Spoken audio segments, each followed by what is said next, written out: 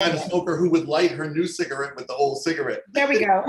So as to never have to like interrupt the flow. Exactly. It's a stream. It's right. A very much just a constant chain. And she quit smoking finally in her 60s and lived to be almost 90. So it was good she quit smoking, but I mean, she was hardcore. She smoked these unfiltered cigarettes. They were called Pall Malls. They were like, your mother is my grandmother then. Oh yeah. They're the same person. So nasty, so I never smoked either, And that thick black smoke that would emanate. Oh my God. White smoke. It was brown and dark. It's very interesting, yeah. And we come from an age where people used to smoke in public, in airplanes. I would say in hospitals, your doctor. In hospitals. Yes, he would be smoking because in the South, they just, give you a prescription while they're just blowing smoke at you. I'm an asthmatic, by the way, so it was never a good mix to be blowing smoke at me. But yes, I do recall the ashtrays off of, when you're coming off of, elevators and, when you're in department stores, it was a very big thing. And to see the world very differently, where like New Zealand is banning cigarettes for the next generation. Oh, really? They're not allowed to have them at all. Like they have now taken legal steps to ensure that their next generation is not exposed to any type of smoking. So New Zealand's cool. I think, hey, there's a, bucket list. Place to maybe go to flee New Zealand, United States, if we're going to flee. There you go. Hey, Cherie. Good evening, everybody. Good evening. Hello. How are you? Hi. Do you say your name Cherie? Cherie. Cherie. Mm-hmm. Hello, yes, Cherie. Hello.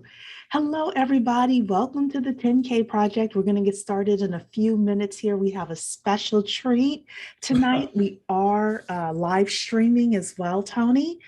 To all of our social channels, but tonight is going to be, Erika said it could be intimate, so it'll be intimate here in Zoom.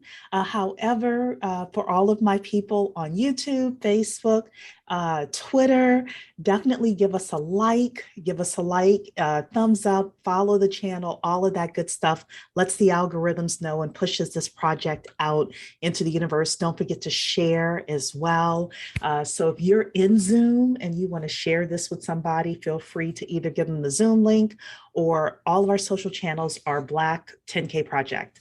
Black 10K Project. Also, everybody, tell Tony and ultimately Erika when she comes in where you're from. Don't forget to put your city and state in the chat so we can recognize you, so that Tony can know where his future investors are coming from. Let us hope.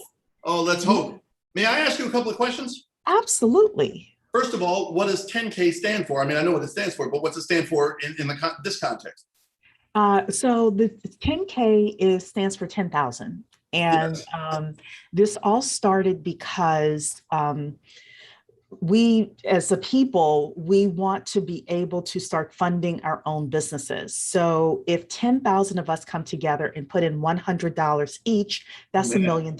We can start funding our own businesses. All right, you're speaking my language. All right. Yes, so that is where the name 10K Project comes from. Even though our goal is to get 1 million members actively funding businesses, and everything from startup, growing companies, buying companies, and then ultimately doing other types of investments as well.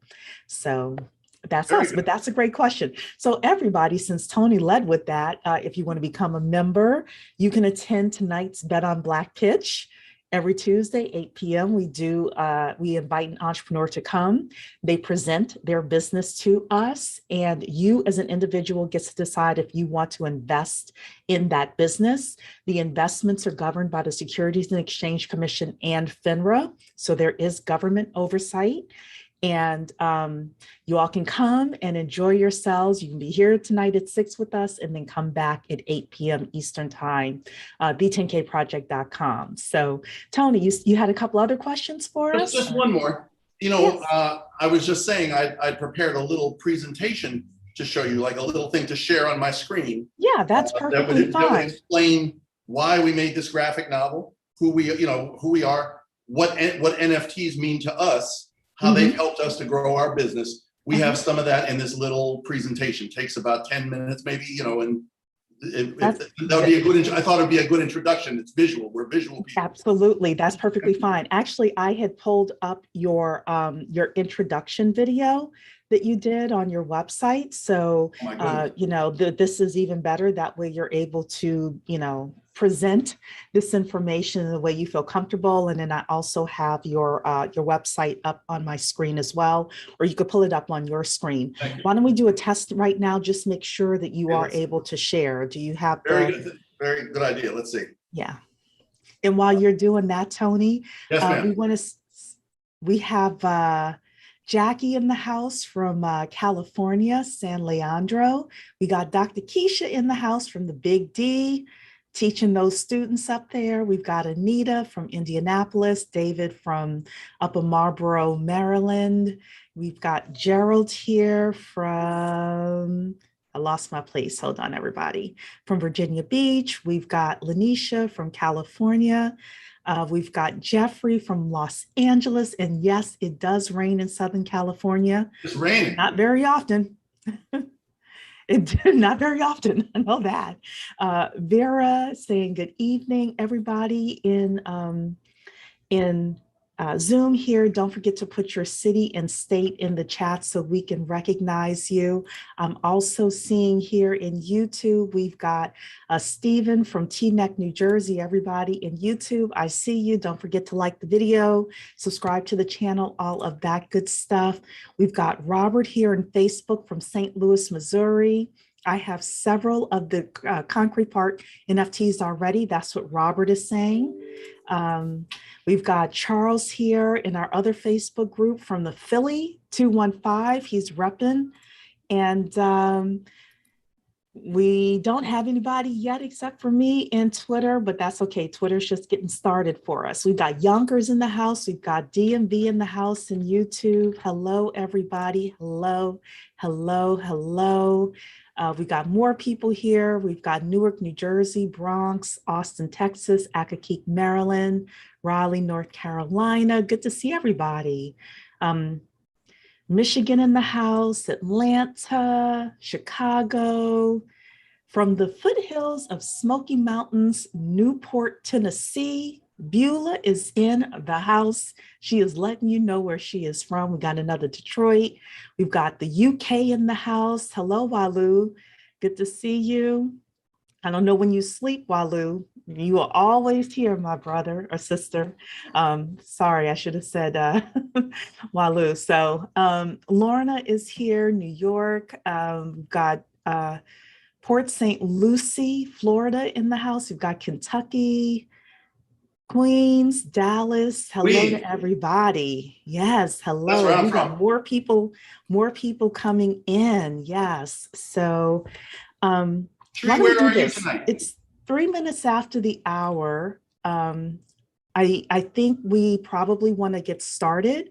We can, whenever Erika gets here, we can, you know, make sure that we announce her. But I do want to do a little trivia with Tony, because I was reading your bio, and anybody who was in your 20s or your teenagers, or you were a teenager in the 1990s, put a 1 in the chat. Put a 1 in the chat if you were like a teenager, 20 something, even 30 something, like you were like, okay, I'm starting to see the ones. Okay, so most of us remember Erika from the TV show Living Single, but Tony wrote a very famous Arnold Schwarzenegger movie that grossed over $100 million. Can anyone guess what that movie is? Talisha, do you know? Yes, I do, but I'm going to let the audience, because I'm a okay. fan. We're gonna see. Oh, Mavis looked up the bio. Eraser. Eraser. Yes. So he's written actually a ton. He's a writer. He's written a ton of movies. Here, oh, you know what? Sean is on the phone, Tony. So maybe Erika's having a problem. Let me get this, and Talisha, you two can take over. Talisha, where are you in the real world tonight? In the real world, I am in Northern Virginia. So I'm 19 miles outside of the capital, unfortunately, but you know, that is what it is. Oh, hold on. Erika's calling me. Everybody's calling you. Hello. Best part about being live, everybody. You get to see, and everybody's doing their own thing right now. So we'll just hold tight until everybody gets into the chat.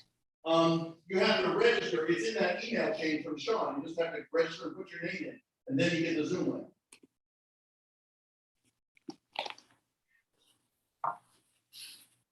I'm just saying, I had to register. Yes, I've been talking to them. We're all waiting for you. So, well, you tell them.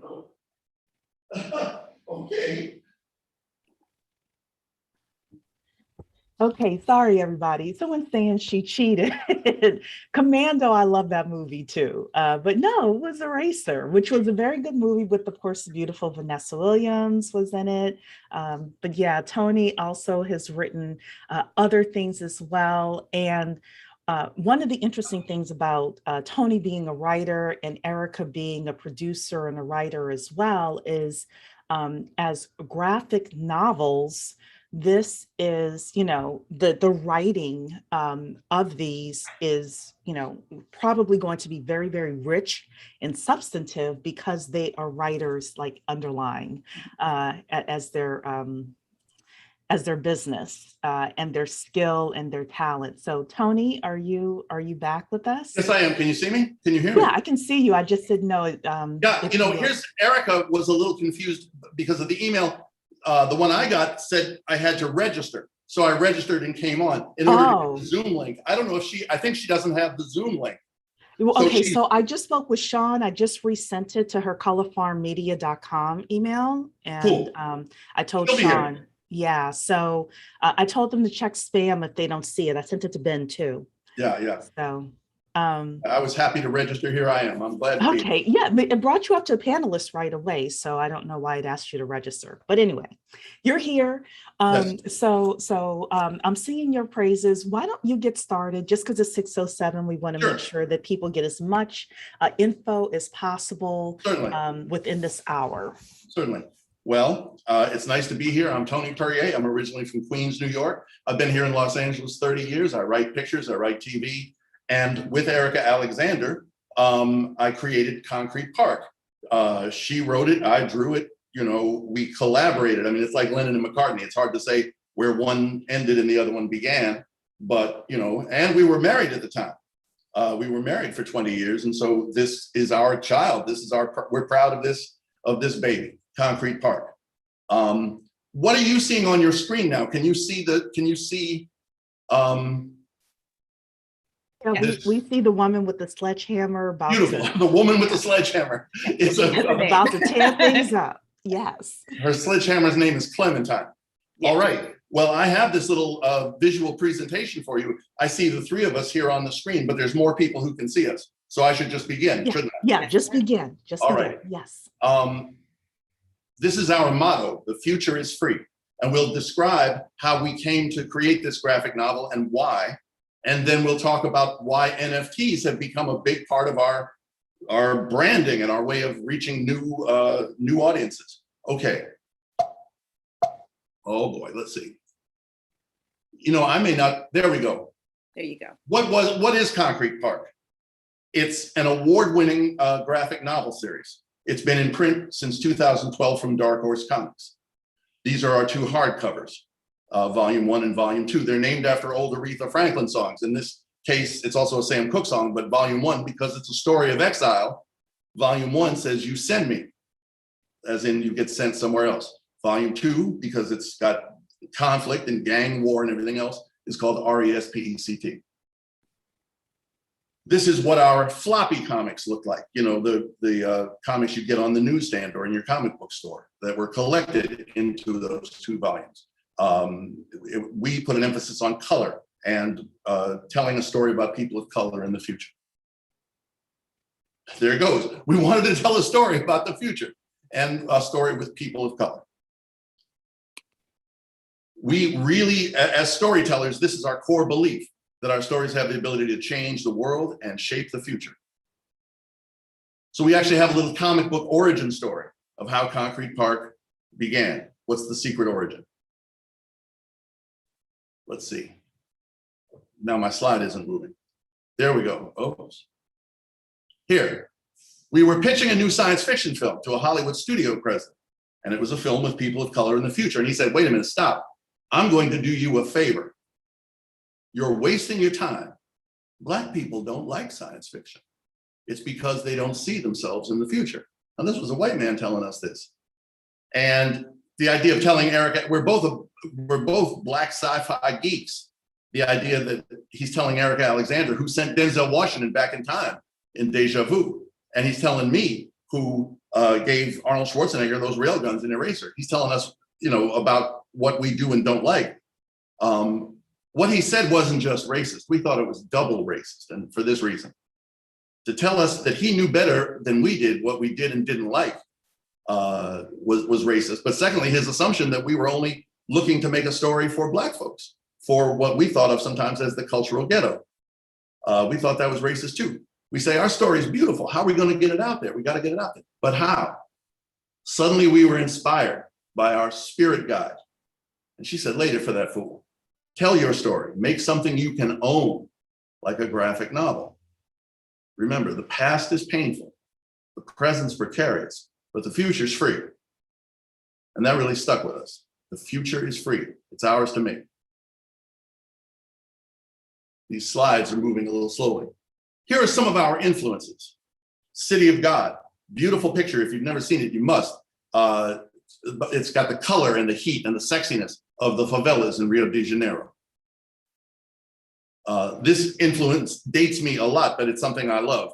There's a rose in Spanish Harlem. It's growing in the street, right up through the concrete, but soft and sweet and dreaming. And that's the part, that right in the middle of a harsh environment, there could be something soft and sweet and dreaming.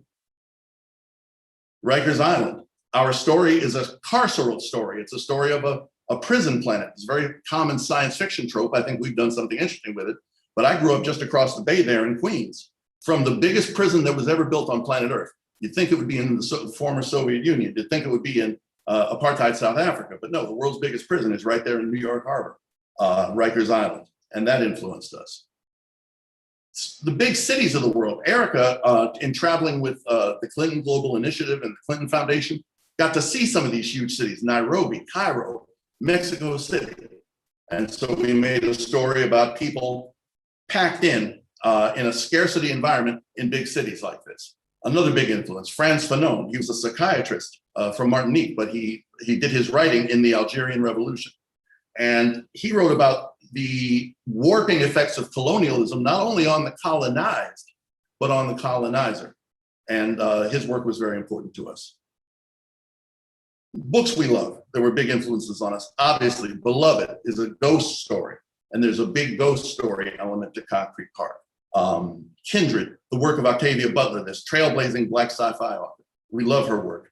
Gabriel Garcia Marquez, again, his idea that history is circular, that ghosts and memories come back. It's not linear. That's very important to us. Obviously, George R.R. Martin with his world building in Game of Thrones. And you'll see later on how we tried to at least live up to that example of world building. We love the old Marvel comics for that same reason, for the world building of it. Lastly, we love Charles Dickens because of his unforgettable characters. Oliver Twist, the law firm of Jaundice and Jaundice, Mr. Bumble, Mr. Sowerberry, Miss Havisham. We love Dickens's characters, and it was our aspiration to make characters you couldn't forget. More modern influences. The greatest comic artist working today, this fellow Jaime Hernandez, works right here in Southern California, showing scenes of Latinx life in this very clear, beautiful, simple way. His writing is astonishing too. Jaime Hernandez. Oops. If you're going to do comics, you must deal with the work of Jack Kirby. Jack Kirby is the king of comics. His work is full of power like this and abstraction. And we learned a lot from that. Lastly, Gauguin. We love his colors. And you know how they say the good ones borrow, the great ones steal? There are several Gauguin steals in Concrete Park where I just bit it. I just bit his work because it was so beautiful and powerful. All right, let's see. Okay, here's our premise. In a hungry city in a distant desert planet, young human exiles struggle to overcome the violence and the tribalism they brought with them from Earth. This is that city, Scarce City. It's called Scarce City because everything's so scary and everything's so scarce. There's 2 suns on this distant desert planet. It's hot, it's harsh. Can people make a way here on this world? That's the challenge. Here's Scarce City. As I said, we were influenced by George R.R. Martin. I think all good fantasy has to have a map, whether it's Tolkien or Robert E. Howard or Game of Thrones. We have a map too. And in Scarce City, you can see it's a city that's been carved up and divided into warring factions, gangs. There's Gigante and Sergai, Las Cruces, Potato King. And there's an Avenida Martin Luther King Jr. because every ghetto has a Martin Luther King Jr. Boulevard, and our city is no exception. That's Scarce City. This is what the comic looks like. It's full of the heat of this planet and the cold of these ice mines that are down below. It's a science fiction story. So here's Isaac, one of our lead characters, with his spirit guide, the ghost of his dead little sister, Rose. And though this is a desert planet, in this sequence, they're seeing the way the planet used to be green and beautiful and covered with oceans.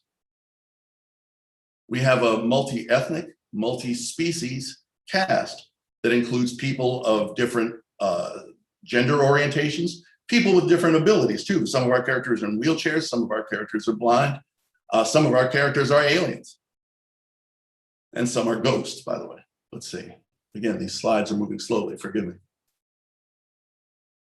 This is what a typical page of Concrete Park looks like when we're working on it. We draw it in blue line, or we make our sketches, then we ink it, then we color it. And I think it looks real nice in color. Color is one of our strong suits, we feel. And we'll get back to that later about color. Oh boy, these slides are moving slowly. Sorry. There we go. Here's another example. I think the color really serves this page. And a last example, if I can do it. Well, we skipped over a couple of slides, but we do a lot of character development. This is a character we love. His name is Uribe El Tycoon. He's a tycoon of scrap, of salvage. He himself is a parts person, made of different parts of different people. And the people on this planet, some of them are like the old cars in Cuba. There hasn't been a new car in Cuba since the 1950s. So they're all put together with rubber bands and tape. And this is Uribe, who's put together that same way. We made 3D models of our characters, the better to help us draw them. Here's a typical character that we love. There's the woman with the sledgehammer. Her name is JD. She glides around Scarce City on her flying car, and she carries a hammer to smash robots, but only the bad ones. Oh. There's JD. She's that Rose in Spanish Harlem, who's growing up through the concrete, but soft and sweet and dreaming. That important part about dreaming. There she is on her flying car. And there she is flying over Scarce City. We try sometimes to have this kind of cinematic feeling of this story. Naturally, we wanted it to be a television series. We want it to be a movie, but we're particularly impressed with how you can do big storytelling in streaming. And this is the last image of JD. Here's the real woman, JD, and her television doppelganger. Everybody in Scarce City watches JD's adventures in this fictional character named Talladega. And we wanted to talk about and address the fact that even though JD is a Black woman, by the time her story makes it to TV, she ends up looking like this. All right, let's talk about NFTs and why we're doing them and what they are. I'm going to assume that, forgive me if I'm being a little basic with this, but what about NFTs? What are they? NFTs, what are they? They are, the official name for them is non-fungible tokens that live on the blockchain. We like to call it the black chain, but non-fungible tokens, huh? What is that? Here's a counter example. A dollar bill might be said to be fungible in that every dollar bill is exchangeable for every other dollar bill. They're all the same, even though they all have serial numbers and everything. Nonetheless, a dollar bill will get you a dollar bill anywhere in the world. So what's a non-fungible token? And we looked around, what's an example? Here's a start of an example. Let's see. There. Baseball cards. In some ways, NFTs resemble baseball cards. insofar as they're released in a limited edition. There's only 1,000 Mariano Rivera baseball cards, let's say. So they're scarce. That scarcity is guaranteed by the people who put them out. There's only ever going to be 1,000. And they're shiny, they're colorful, they're fun to collect. All right, that's a start about what NFTs can be. If you only knew how I'm trying to work these slides. For us, okay, digital collectibles, that's what NFTs are. They're collectibles to buy and to sell and to trade. And their uniqueness and their scarcity are registered and thereby guaranteed on the blockchain. It's like the people who make the baseball cards saying there is no way we're ever going to make more than 1,000 Mariano Riveras. With the blockchain technology, you know that your NFT is guaranteed unique and scarce. Oh boy. Okay, so for us, for the Concrete Park brand, NFTs offered a couple opportunities. It was a new way to build our brand, to tell people our story. It was a new way to enrich and extend our intellectual property, in that we started making new stuff of Concrete Park just for NFTs. And it allowed us to reach new audiences. Here's our first collection. This is called the Concrete Park Scarce City Collection. We released it on a platform called Curio NFT. We're going to get to that in a minute and talk more about Curio. But our Scarce City collection, I think you can see, it sort of resembled baseball cards.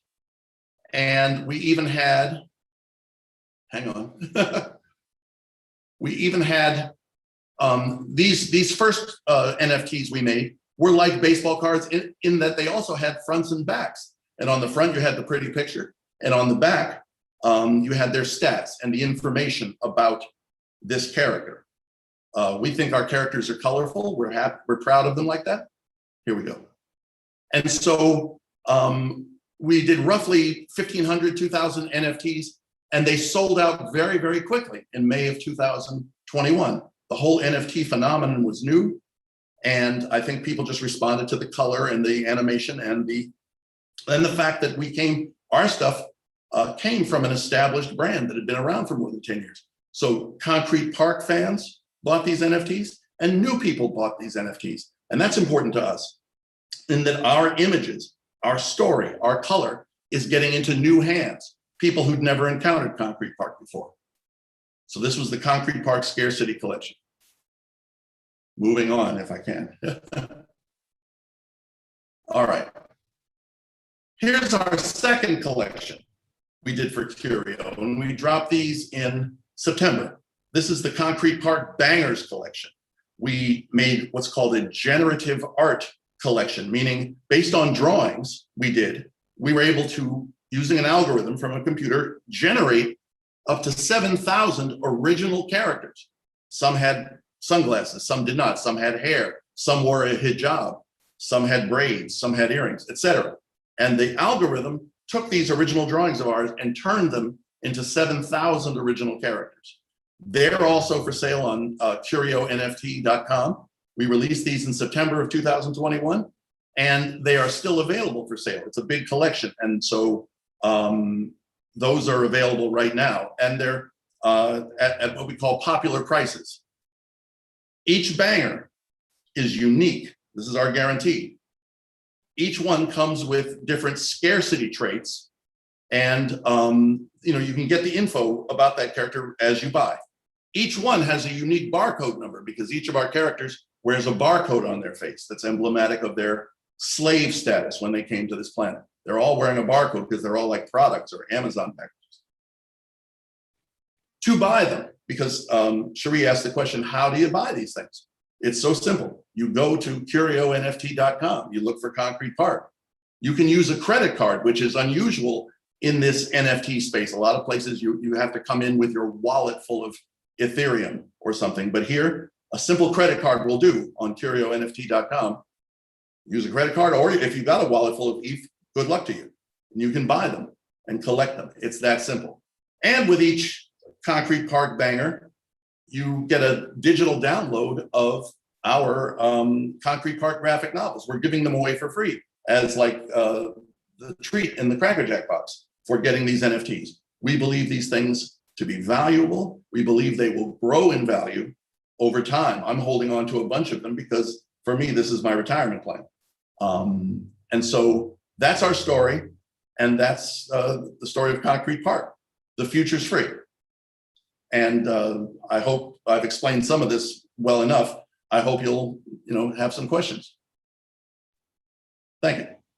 Hey, all right. Well, we have plenty of questions in the chat, which Ben and Erica have been answering.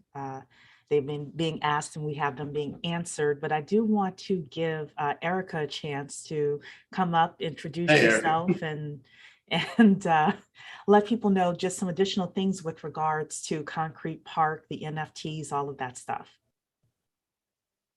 Sure, Cherie. Hi, everybody. Hey. I'm Erika Alexander. I am the co-writer and co-creator of Concrete Park.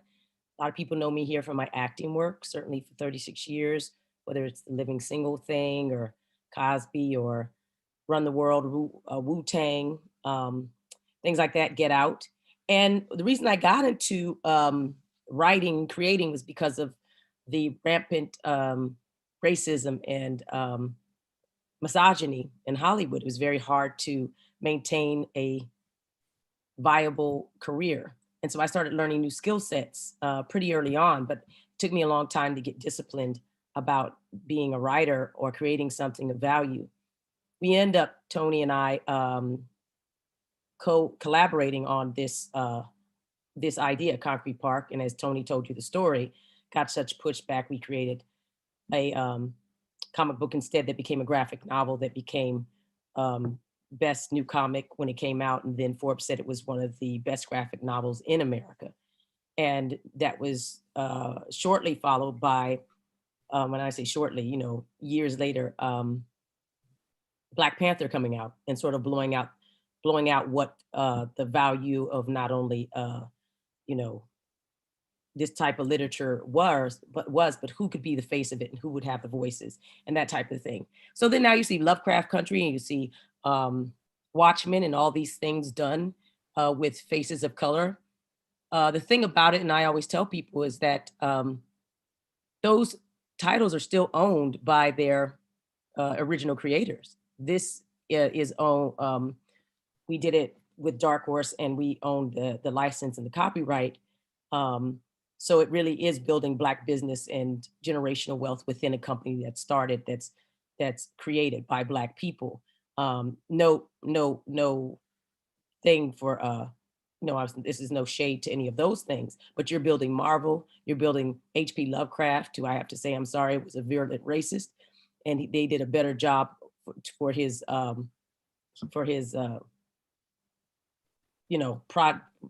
his literature than he gave to Black people. And then you have really cool people over doing at Watchmen and what Regina King and the writers have done for that. But we're still building outside of our own generational wealth things. So I think it's important for us to consider those things and find people who are doing original work. And this is one of them. And it's a pleasure to be here. Thank you. And Tony, we're going to ask you to stop sharing your screen so that everyone can see us. I've been trying to turn it off all this time, and I don't believe I'll be able to. I may have to get out of the chat and get out of the. Okay. Yeah. And then if you wanted to come back in. Exactly.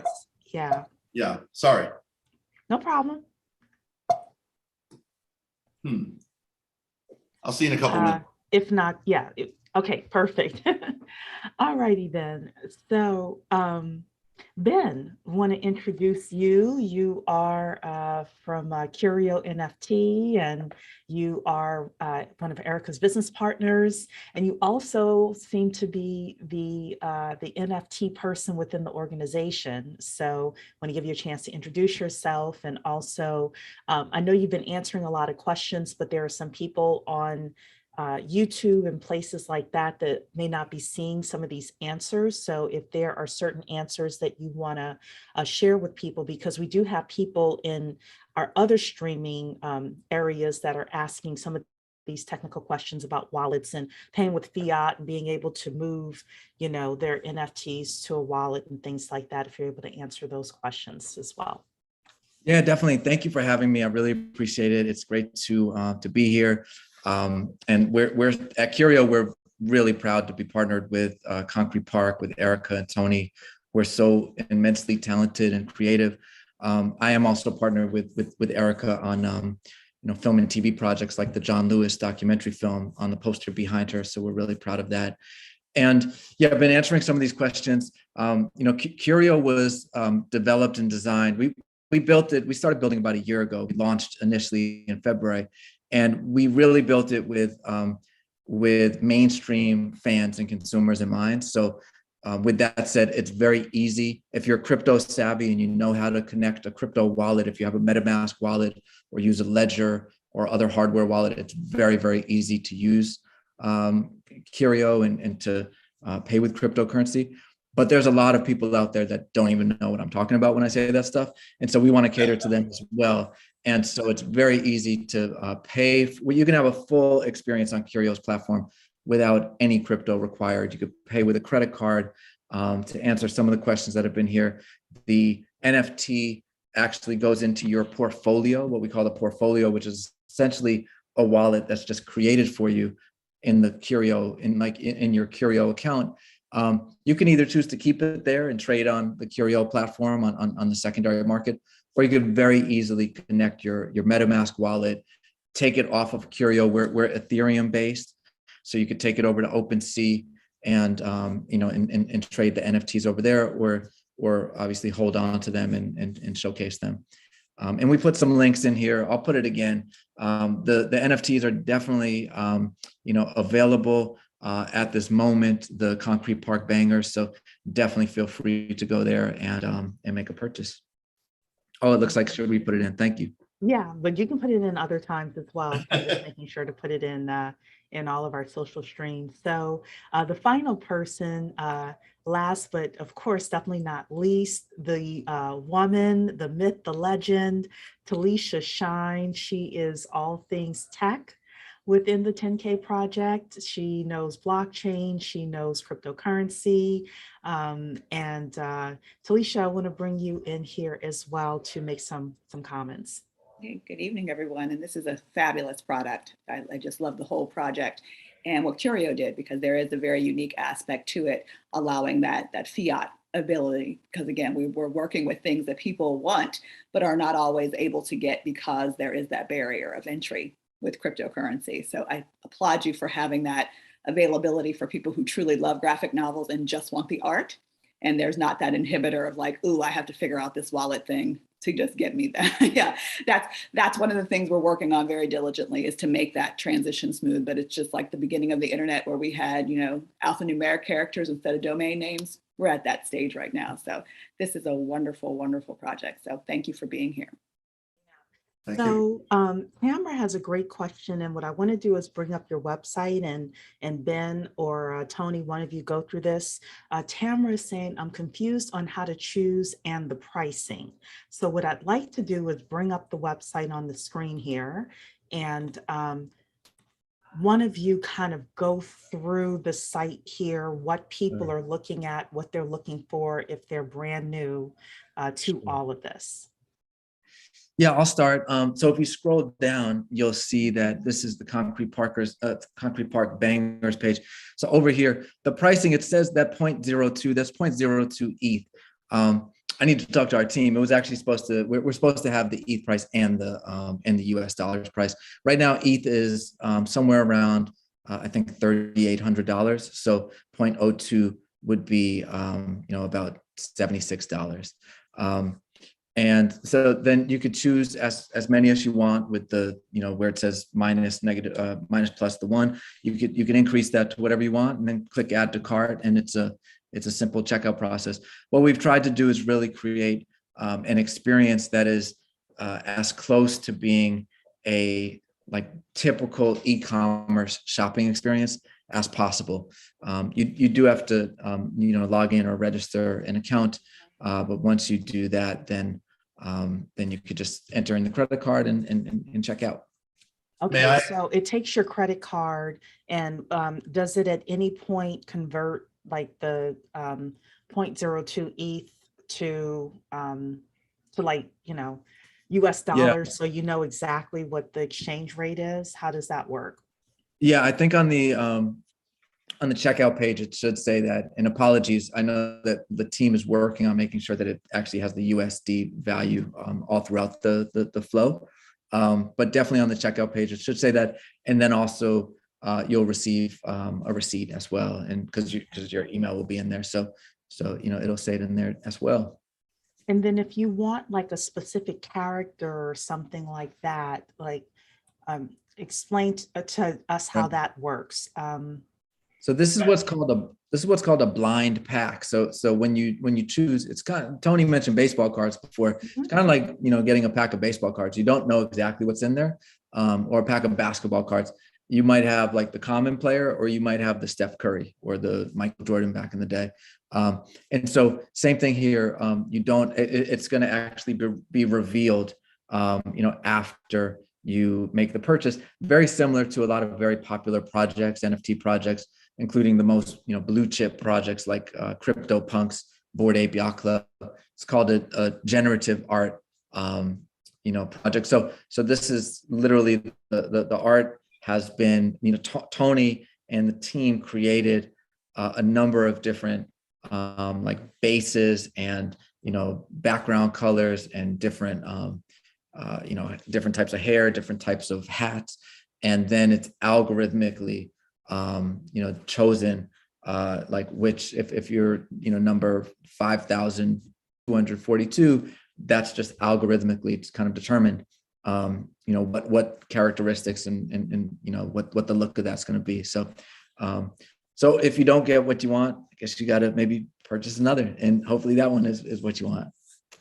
So talk to us a little bit about how this increases in value. Is this, since we're doing the analogy of, like baseball trading cards, is it that you envision you'll have like people one day who'll have their collection and they're trying to get, the different characters. So that's what's going to drive up potentially the price. We have to say this here. We cannot guarantee that these are going to go up in value, and all of that. So, yeah. But explain to us a little bit about the economics of this as well. Yeah, so just to be really, really clear, like these are digital collectibles. A lot of these NFTs, certainly do appreciate in value, but we should not be describing these as investments in any way. These are digital assets. They're digital collectibles, and you should really purchase them because you love Erika and Tony. You love the story. You want to support Concrete Park, and you love the artwork, and you should purchase because of those criteria. If it does happen to increase in price, because of the supply and demand dynamics, and because of the ultimate value of the property overall, then that's a bonus. That's like gravy on top. A couple of things to mention. Why I believe in Concrete Park so much moving forward into the future, and why this might be a sign that it could be valuable. To your point with baseball cards, like the Michael Jordan rookie card is very valuable because Michael Jordan became an amazing player, whereas another card is less valuable because maybe it was a player that didn't become as incredible as a player.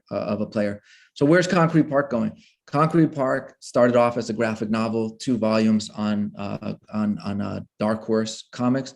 It's now doing amazing things in the NFT space, where they're starting to incubate new characters and new storylines through NFTs. It's headed to TV, so they are developing it for television. Tony and Erika are super talented, so I believe that Concrete Park probably in 2022 will be making its way into big time TV development. And so that's one of the exciting things that's on the roadmap for the property. And I'm sure Erika and Tony could talk about, some other things as well. And some of the collaboration that they have with Black Girls Code, and some really exciting contests that they've been doing there. So there's a lot more that the NFT represents, a lot about, Tony and Erika and about the world that they've been building. Yeah, and one thing I will say about anything in the blockchain, NFT, cryptocurrency universe is it's really about community. This is Yeah. all decentralized with regards to the way the Very world is much. heading. Even what we do within the 10K project and the equity crowdfunding, that's decentralized as well. So a lot of the big bankers and things like that is starting to move into more of the decentralized power to the people type of funding and things like that. So the more of a community that Concrete Park has, the more, and I just have to say potentially, just so we don't end up in trouble, the more potentially the NFTs are worth, because you have more of a community of people who care about it and who want to be engaged, especially if Tony and Erika and Ben put a cap on the number of NFTs that are created, a lot like Bitcoin has 21 million and then that's it, right? Yeah, Yes. it's cut off at that point, and then you start, I exchanging. do have a question for you. This is a question with regard to the metaverse, because I know we're going to get to that. And no, Facebook is not the metaverse. No matter what they call themselves. I wanted to be Shaka Khan when I was 7, but that didn't make me Shaka Khan just because I made everybody call me that. So, but the metaverse is here. And this is where your project has a unique position in that it has an establishment here in this reality. But do you have any plans on transitioning it specifically with that leveraging of the NFT that you have right now into that world, in that realm, since you have maps and characters already there? You have a prime project to transition directly into that, in that space. So is that something on your roadmap? Absolutely. I've got the goggles. I've got, the one thing I don't have is $1 million to buy some real estate next to Snoop. But we don't need it next to Snoop now. There's a whole bunch of places that you can put it. Yes, well, I'll just say that that's very much in our plans. That I'm the kind of person, with Erika, we're both like world builders. And that's a key part of what we're trying to do here. And I look at the metaverse and I'm like, there's our Disneyland, there's our playground, our sandbox. One of the, an inspiration I didn't mention was, this dates me as well, but 10 years ago, there was this game, Grand Theft Auto, that was a pioneer in its time because it was an open world game. You didn't have to play the missions or the assignments. You could just go wandering in the Grand Theft Auto version of Los Angeles and just get lost. I love that stuff. And so, yes, the answer to your question is yes, absolutely. Great. Metaverse is in our future, yes. And I'm sorry, Ben, we do have another technical question that's been asked a couple of different times about the gas prices. So for those of you who are not familiar with how Ethereum works, anytime you pay for something and you use Ethereum, you have to buy something called gas. Just consider it extra money, like you go to the gas station and you have to pay sales tax. So people are asking, is the 0.02 Ethereum, does that include the gas, or is there additional money for the gas? Yeah, everything. Yeah, that includes there's no gas fees that you incur when purchasing on Curio's site. And then just to be clear, if you keep it on Curio's platform, then you incur 0 gas fees. If you do want to move it to across the Ethereum network, like move it over to OpenSea, then you would incur a gas fee there. But within the Curio container, there's no gas fees that you incur. Sorry, thank you. Yep. Other questions, Salisha? We'll continue talking about the metaverse, definitely. Yeah, well, that was the big question, because I knew that was coming with regard to it. But again, this is a great example of an NFT kind of having domain and provenance kind of across the board, because you have it now as the digital asset that it is. And even as it's collectible, there's still some aspects to it that can be portable. And I think that's what we're kind of looking at, because as an NFT, which is just simply a unique digital asset, it has a value wherever you would like it to be. And so transporting it and porting it into these other spaces gives it much more liquidity than you can ever imagine. It could be the character wearing something that you wanted to place on them, or becoming that character. I know my daughter is a gamer, and every avatar she has is pink, because that's what she likes to wear. So she has pink hair, a pink outfit. Those are those kind of things that really do mean something and have value and therefore impact the NFT. So as we're moving from place to place, I think this is another aspect that we kind of miss out. There is a programmability that the NFT people always forget that part. Thank you. I always just think of it as an art, and I'm much more of a pragmatic person, like your health data and your mortgage, all of those things. But even in the art space, there is still a level of programmability that NFT holds and possesses. So that means that Ms. Erika could reach out to you at any minute and tell you something very unique that's going on with this NFT. So you still are linked into the artist in a very unique way that I think, again, no matter what reality you're traversing in, you still have that link, and that's where the community. So it's all full cycle that you have this ability to communicate, enjoy the art, leverage it in some aspects in different realms. And that's why the NFT is so powerful in this play. Absolutely. And you've expressed it so much better than I could, but that's what I want. That's the stuff we want. That's what I want. I want what you want. I tell you, we make a promise that is half smoke and half reality on our website. We say, this NFT will also be your ticket to All Things Concrete Park. Now, we don't have some of those All Things Concrete Park built out yet. We don't have our metaverse space, but we will, and it will be. And, inshallah, let's hope that we can make this happen. And this is like a message in a bottle, if you think about it, that you're speaking to the future. It doesn't always present itself as obvious because these things are coming into view and sort of rezzing in like the Starship Enterprise. But we are in it, and people who recognize that understand just by being there makes it valuable. But we often look back, in 2020 is hindsight. What you couldn't see then will be very obvious 10 years from now or even 5. But one of the things that I always say, which it really makes me think about what time we're in, is that every generation in art or as artists goes through a transformation.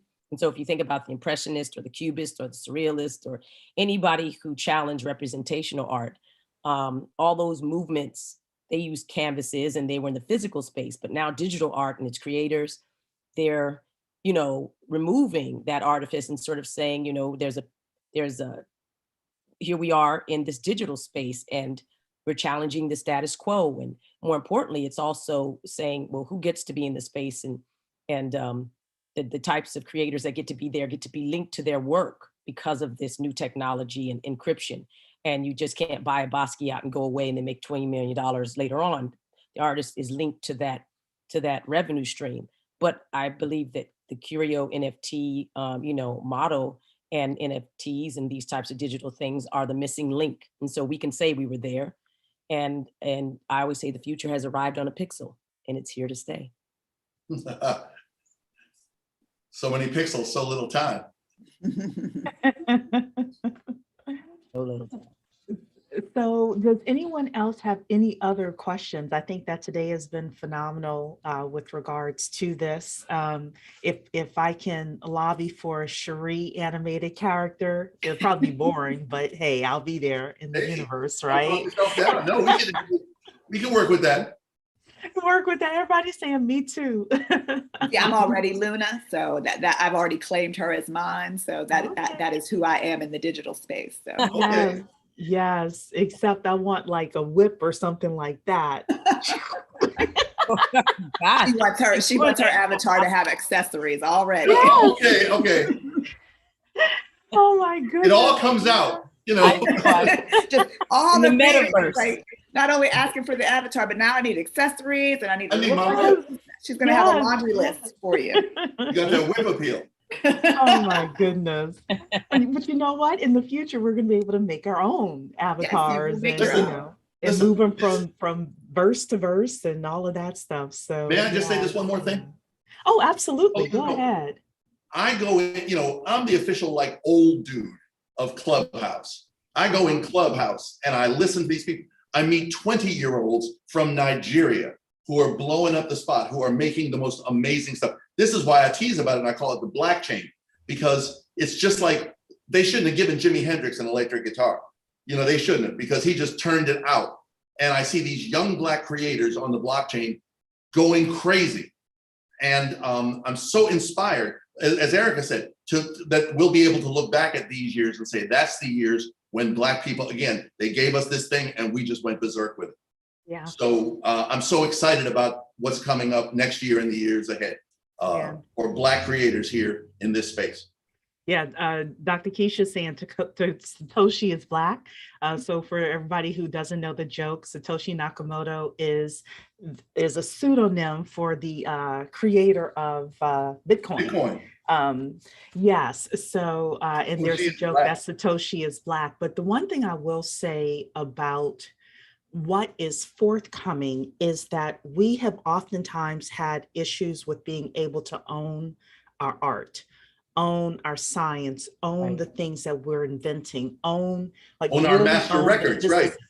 Yeah, our masters, things like that. And what I foresee here is it doesn't cost hardly anything for us to create these universes now. So because of that, money is not in the way.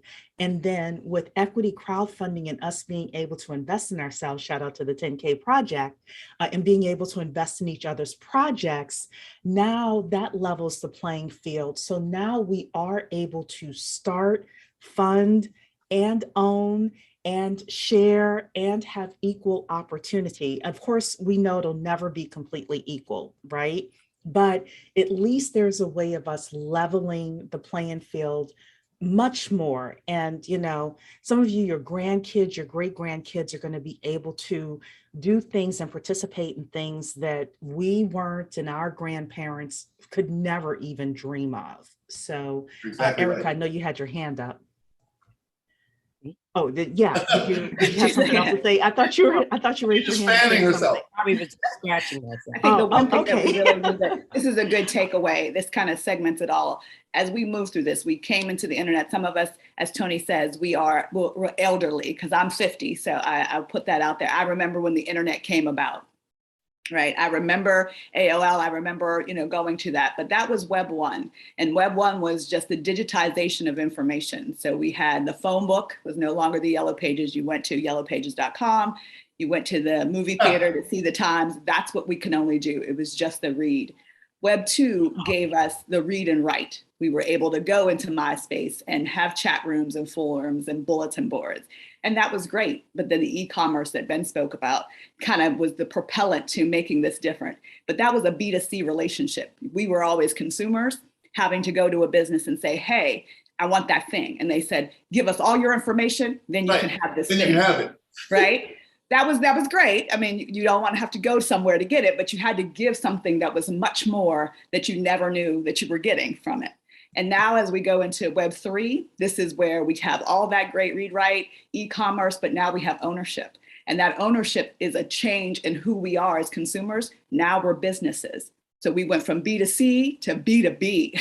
In this world, we have digital assets, right? Yeah. Erika, write that down. That's the change of mindset. That's the change of everything you do, because you have now the ability to leverage your asset. That could be your attention, your data, anything you want to now have something and procure something in any world, be it physical or in any of the omniverses that are going to be. So that's where we have to change that mindset. And that's where the 10K also has that ability. We can equity crowdfund because why? We have ownership. We can take ownership of the things that we have and use them and leverage them as liquidity, as marginal aspects, and even as the DeFi space. We can now stake things. And that's what your NFT has the ability to do. So that's why we're kind of moving into this space. It's coming. And just like you remember when the internet came, you were like, maybe, sort of, kind of, I'll get a MySpace page, maybe. Now you have to, this is a have to, a must. And we're here to help you with that in all the endeavors. And so these kind of projects, maybe your art speaks to you. And that's what really, I always say, entertainment and art makes you passionate. Let your passion let you into this, what I consider that non-techie, non-sexy world. Just let that be your kind of conduit to it and the catalyst to making you see what you can possibly be in a different realm and even in this world that we have right now. And all of a sudden, we have a whole bunch of questions that have come in as well. So first of all, from Facebook, Rasana, number one for you, Talisha, saying 50 is not that old. So it's not. I like to say, just no. Up for my people. I like being old. Don't get it twisted. It's not old. I don't. And I'm then good. Rasan is also asking if there's going to be a Curio coin. Ooh. That's on your drawing board. Then your list of future things to do. The Curio coin. Stay and then tuned. will the I would say character stay tuned and get on our Discord and our Twitter and stay tuned. Oh, how do people get on your Discord? Is that on your website? Yeah, it should be There's a a link link to that. Okay, It so is. everybody, when you go to the Curio website, you can get all the links. Definitely become a part of that community. Rasana is also asking, will the TV characters be licensed out to do TV shows? So I know you talked a little bit about that before, but just give them a recap of the future plans. Yeah, Well, go ahead, Ben. Well, I would say I think, if I could speak on your behalf, like I think Erika and Tony are always looking for ways to innovate, and so they will definitely be looking at ways to innovate around the IP. The TV show needs to first get fully developed and the right partnerships like studios and all that. But I think that they're going to probably aim to push the boundaries of what might be possible with respect to licensing, character IP and all that kind of stuff. So stay tuned.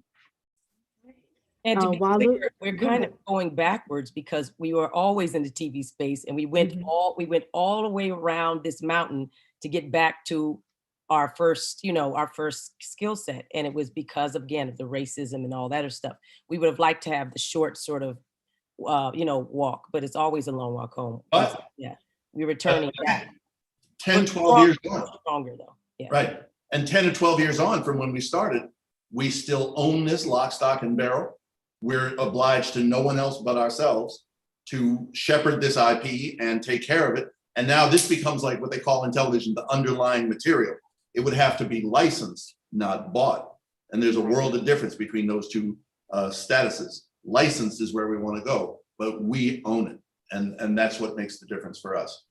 Well, one of the interesting things is we're even seeing decentralized content creation now. I mean, people are with $5,000 worth of podcast gear are creating these multi-million-dollar sets and things like that. So sometimes going the big route is, CNN, for example, just launched CNN Plus, their streaming service, because they're trying to attract people in a different way. So, right. I think we should lean into that. Walu is asking, I'm saying, oh, you rewrote it here. I'm sorry. So let me read this. Can one create an NFT from the art that you buy from an artist, or do you need written permission from the original creator of the art? In our case, yes. In other people's cases, not so much. Erika always points out that one of the reasons the Bored Apes really took off and have been so successful is that they didn't have underlying IP the way we do. We're kind of protective, or at least I am. I'm very obsessive about protecting my trademarks and copyrights. But Bored Apes was the flip example of that. They were like, please make derivatives, go crazy, make a TV show from your Bored Ape. And so it's all a matter of what the original artist wants, how much leeway you want to give the person. We don't give so much. We say, you've got your NFT, that's about it. Use it on your webpage, use it as your social media icon, that's cool. But beyond that, don't make a TV show out of it, because that's our province. That's what we do. Right. Walu is asking another question here about, can you display, and you kind of answered this, Tony, your NFT in digital house or an art gallery, and then charge people to attend? So it sounds like two different questions there. You did say that you can display your NFT on Absolutely. your website, your social media, etc. Probably in digital art houses as well. I've never heard of a digital art house. I'm sure there's one that exists. Very common. I just went into one in the metaverse a couple of weeks ago, Yeah. where people displayed their collections. I was very proud to see there were Concrete Park NFTs up there. Now, it wasn't a money-making venture. It was strictly people showing off their art. I'm all for that. If someone's charging money to come see our work, I'm like, no, thank you. No, wait. Yeah. Dean is asking if there's any plans to crowdfund for Concrete Park. Erika? Right. I just wrote and typed to her that I said we like to crowd fund and raise money for Concrete Park. We certainly like to learn how to do it best and build that to make it successful. Obviously, when we started, people were crowdfunding and being successful, and then there were many people who weren't, because we would learn that every time we do something new in a different space, we have to learn why the other things were successful, particularly in that space. And we've had so much to do. We haven't so much learning. But that would be wonderful, because that would, again, anything. And someone wrote this about trying to remove the production companies, Dr. Keisha, we thank you, and put this up in the metaverse for the community, with this community, would be fantastic. But then again, even that's sort of like a big sort of learning curve. So every time we want to do something and we think we need to make it successful, we also know that our learning curve has to go up. We have to really find people who know how to do those things. Well, we have a community of people who could give you, some basic information and things like that. So I'll connect Sean with Tawana, on our end. And, she'll be able to give you some resources and things like that as well, and connect you with some people. So, and there are also some Black-owned crowdfunding platforms now. So if you want to do equity crowdfunding or you want to do rewards-based crowdfunding, either one, we have access to, Black-owned companies as well that can help you with that. So perfect. Well, I did want to say something else. Yeah, and I don't know if I sure. missed this, but we are teamed up with Black Girls Code, and Yes. Kimberly Bryant is the founder of Black Girls Code, and it's a collaboration, and it's a way to collaborate with the foundation that is training for the future. And so along with Curio and Concrete Park, we're giving 10% of all the things of our proceeds to them. It's something we believe in. It's something we believe in. We want to build the community while we build, but they've been great. We've also had Concrete Park Banger contest that the girls have already participated in. And we have 2 winners from that for new characters, a new character that we're now going to build into the world. And that was cool. We did this once before in a big way in Belize. We were invited by the country of Belize, small country, and they did a what was it? A countrywide student art contest based on Concrete Park and everything. And we judged the art contest, and the winner got a whole bunch of stuff and everything, and was promoted along there. DC and all sorts of stuff. Yeah. It was a nationwide comic book contest. But the thing was, we were there to tell them that, that it was a new time, that they didn't have to be closed in. There were no borders. They had the internet. They didn't just have to be in the service economy, which for years had been building them up to be, sort of in the hotel and all that. But we were like, no, you can be anything. And not that they didn't know that, but to be encouraged by that and to have people show them a different way to communicate. And it was very successful. And we toured the entire country and went to all these schools and spoke to hundreds of kids. And we've been doing that for a long time, building the community while we grow. It's fantastic. I know fan fiction is, again, something that you could definitely utilize for I think, because again, your characters are so rich and vibrant, and there's just enough stories that I think that could be a wonderful leveraging tool as well.